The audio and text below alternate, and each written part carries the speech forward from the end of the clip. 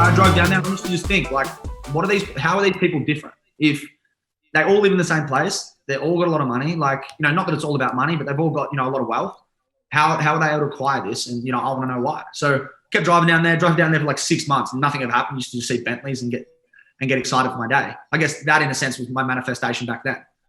And then, I was driving home one day. I had a Holden Cruise at the time, so just a little banged up Holden Cruise, and was driving that up, and I saw a red Lambo on the side of the road, and I kind of got anxiety straight away. I was just like nervous, and I was just, because I was thinking about getting out and knocking on the window. But I couldn't do it. I was like, nah, I don't want to do it. I'm not ready. So I drove up the road halfway through St. George's, and I was like, nah, I gotta do this. Like, I'll regret this for the rest of my life if I don't. Did a U-turn.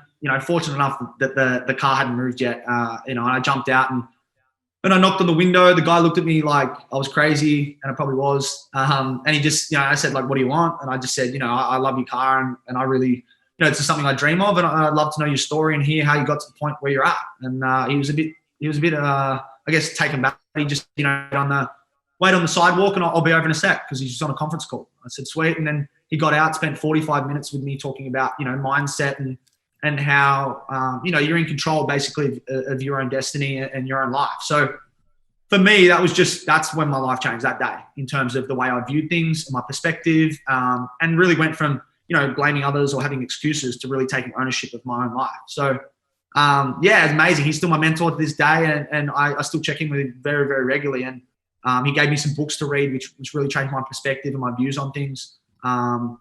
And, didn't look at people being lucky. He looked at people working for it and how do they get to the places they get. And really that was the big shift.